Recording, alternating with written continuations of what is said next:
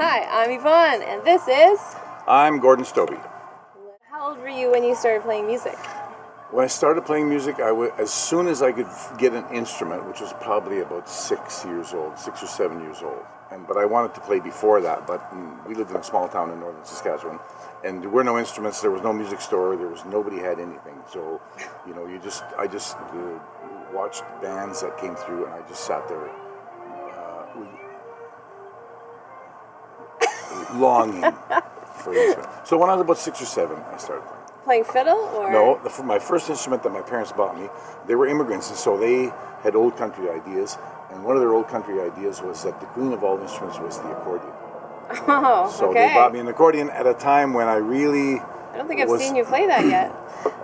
Well, I started on the accordion, and I had they took me actually into the city, which was a big sacrifice for them. Yeah. For lessons, and the lessons lasted, I think, probably about a month. Yeah. And the teacher found me unsuitable for it. I just wanted to play stuff that I wanted to play, and she wanted me to play, May morning in C. Okay. So that didn't last, and the accordion kind of fell by the wayside until I got my first guitar. Ah. And that was like, look out, ladies. Woo! And then when did you start fiddling? I was in my probably almost late 20s. Oh, really? When I got my first fiddle, and I was living in Toronto and playing lots of other instruments and just sort of noodling. And I went in a music store, and there was an old fiddle case on the floor, and I asked about it, and he said, "Yep, you can have it. $10, fiddle, a bad bow, little broken piece of rosin, and one condition. Once you're out the door, you'd never bring that back in here." So I went home, and very quickly I realized this was what I was meant to do. Wow. Play an old bad fiddle. An old bad fiddle. Well, I didn't. I got rid of it quickly. Yeah. Actually, it fell apart, and I bought another one. Nice. Cool. Who is your biggest musical influence? Of all time? When I started playing the fiddle, the first real slap on the side of the head was when a friend of mine, I'd been playing fiddle for a year or two, when a friend of mine brought over a Kenny Baker record.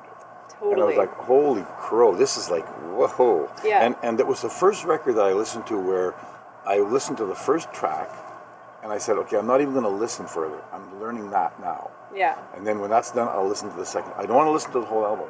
I want to learn that track there. Yeah. But before that, Chuck Berry was a great influence on me, and I love the Beatles and a lot of other people. But on the fiddle, it started pretty much with Kenny Baker. Cool. That's It's a good home. Pretty right on. Yeah, exactly. Cool. And so then, who would be your favorite fiddler today? There's a guy from Nova Scotia, Stobbe. Oh, yeah, Gordon Stobbe. I think I've heard of him. I'm almost past having favorite fiddlers. Yeah. And there's many fiddlers that I really love. Yeah. But what I'm more interested in, I think you get to a place in fiddling where you've listened to all these people and you've absorbed what you can from them, and then it all gets in the personal blender, and it turns out to your voice. And when you find your voice, that's kind of your favorite voice, and that's why you keep playing in that voice.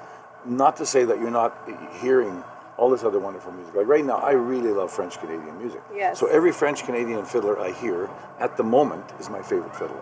But when the track ends, I'm already looking for the next one. So it's almost now more a musical style. It's more interesting than a particular player. There's so many great players. You're a great player. There's so many great players of all. Like I'm putting you into the now sort of. You're not the young Yvonne anymore. You're not like the 13-year-old or the 18-year-old Yvonne. You're moving into a new strata. Okay. And then there's the older people like me, much older, and then there's all these young hotshots that are coming along. And fiddle music is like this to me. Fiddle music is a river. And we're all in it, okay? And some jumped in 70 years ago and some jumped in last week, but we're going the same way. And there's all these tributaries, like there's the Irish tributary and the Bulgarian and the blah, blah, blah.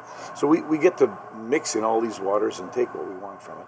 But we're all going the same direction. And at the end, when we get to the end, a lot of us won't be in it anymore. We'll be in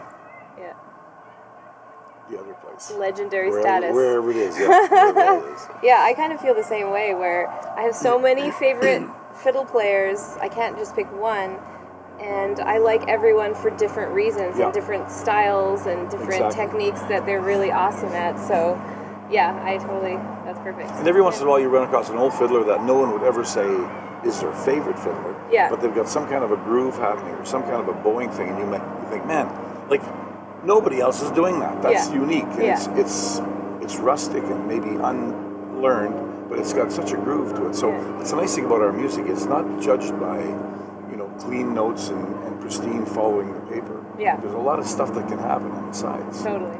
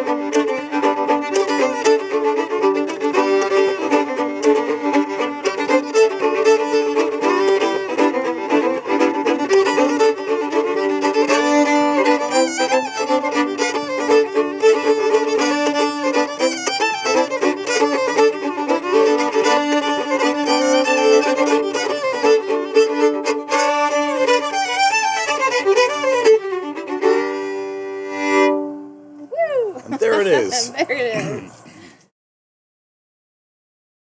What is the most interesting place you've traveled to for music? I've done a lot of traveling in the north. So I've been to Nunavut, I've been to Pond Inlet on the top of Baffin Island, and I've been in a lot of places in the Northwest Territories, the Yukon. I've been to Dawson City and Old Crow in the Yukon. And those are, I wouldn't say they're favorite places, but they're completely unique places. Yes. Most people will never get to those places. So I feel blessed to have the chance to do that. Yeah. I travel with my buddy JJ Guy a lot, and we go to Bella Coola, for instance. Now, you've been to Bella Coola. Yeah. How many people watching this will ever go to Bella Coola? Yeah. And it's a cool beautiful place. and so interesting. Yeah. It's so interesting. And so I don't know if that there's a favorite place, but there are a lot of unique places, and even just in Canada that are so and if we weren't so south and north, or if we weren't so east and west thinking where we are, we think east and west. I think Nova Scotia, Halifax, Toronto, Montreal, Winnipeg, Edmonton. Then we don't think the Paw or Fort Simpson or Igloolik. We have no idea what's going on up there. Yeah, that's true. But there's stuff going on. Totally. And if you want to go to a square dance, a high-powered square dance, you'll go to a hooky dance in Igloolik, and it'll start at 11 o'clock at night and it'll finish at 4 o'clock in the morning. And when it's done, you will fall on the ground and have to be carried out of there. And that, there's these things that happen that we don't know about. Yeah. And so we don't think about them. Yeah, when I went up north, I experienced the most amazing and interesting square dance type event as well. And it was just, it's unlike anything you've ever experienced. It's so cool. And why do we always go on vacation to Florida or to Arizona? Like, why don't we one time say, nope, we're going the other way this time? Yeah. You'll never forget it. Absolutely. One more question. Okay. And this is kind of a funky one. What is your favorite dessert? My very favorite, I have so many favorite desserts, but when I think of desserts, when I was a little kid living at home, in the winter time, once in a real blue moon, my mom would make a real chocolate cream pie with real homemade whipped cream. And even to this day, if I go somewhere and there's a chocolate cream pie, even if it's a terrible chocolate cream pie, I will try it looking for that hoping for first thing. something similar. I don't hardly ever get it.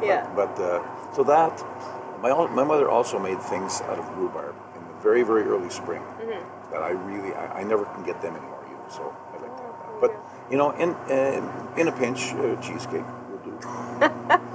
Apple crisp. It'll do. It'll do. Apple crisp. Yeah, I love apple crisp. Totally. Well, thank you so much for doing this. Been fun. Yay! Thanks, Okay. George.